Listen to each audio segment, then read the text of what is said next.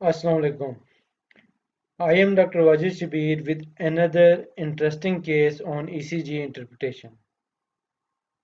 This is our case for today. This is an ECG of a patient who was 25-year-old and presented to emergency department with palpitation. His echo showed a normal heart without any structural heart disease. Before starting the discussion, as always, note down the findings and diagnosis with yourself so that at the end of the video you can compare your findings and diagnosis with the discussion done in this video.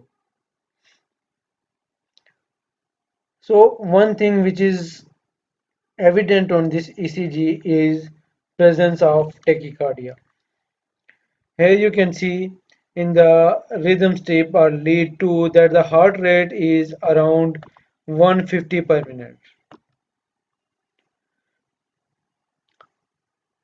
Also, the interval between two R waves, that is R interval, it is fixed.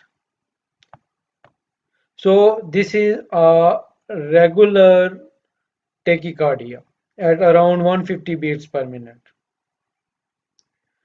Also, we can see that the duration of QRS complex is around 120 millisecond, which means that this is a wide QRS complex regular tachycardia. As we know that there are two main differentials of regular wide complex tachycardia. One is ventricular tachycardia and the other is supraventricular tachycardia with aberrancy. Also you can add antidromic supraventricular tachycardia to this differential list of these differentials. To differentiate between supraventricular tachycardia with aberrancy and ventricular tachycardia, we apply Brugada criteria. Hopefully by now most of you will be familiar with the Brugada criteria. By application of Brugada criteria, we will try to differentiate between supraventricular tachycardia with aberrancy and ventricular tachycardia. So as you can see that in chest lead there is no concordance. Like you can see R wave and S wave here in lead V3, similarly in V4 and lead V5.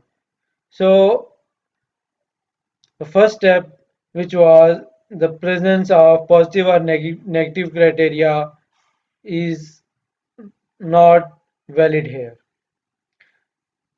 Second step is duration of R to neither of S should be more than 100 millisecond. But we cannot find a RS interval of more than 100 millisecond in any of the QRS complexes in pericardial leads. One important thing which we can note here is in the rhythm strip and lead long lead V5, we can see that there is a narrow beat here. You can see there is a narrow beat with different axes. This narrow beat is actually a capture beat. Similarly, you can find some P waves before QRS complexes. Like here in lead 2 you can see a P wave before QRS complex, another P wave here. Similarly, you can see a P wave here, another P wave, another P wave. So there are interseparate P waves between QRS complexes. With number of QRS complexes more than the number of P waves. This is called AV dissociation.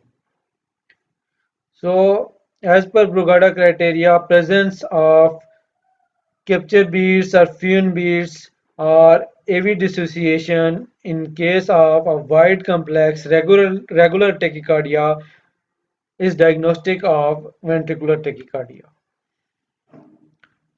So we'll say that this is a ventricular tachycardia.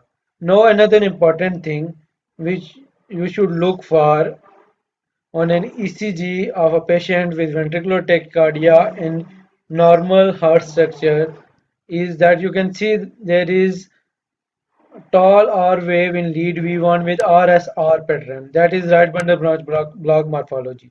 Similarly, when we look at the axis, you can see an R wave in lead 1 which is directed upwards, while the QRS complex is directed mainly downwards in lead AVF.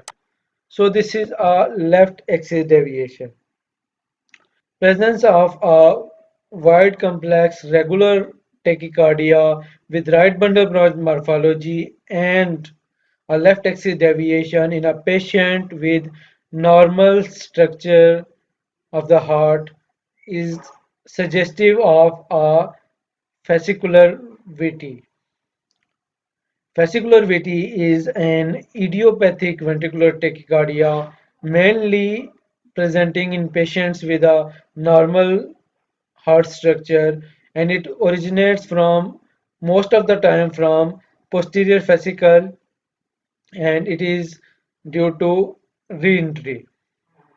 The treatment of this tachycardia is IV calcium channel blocker, that is verapamil.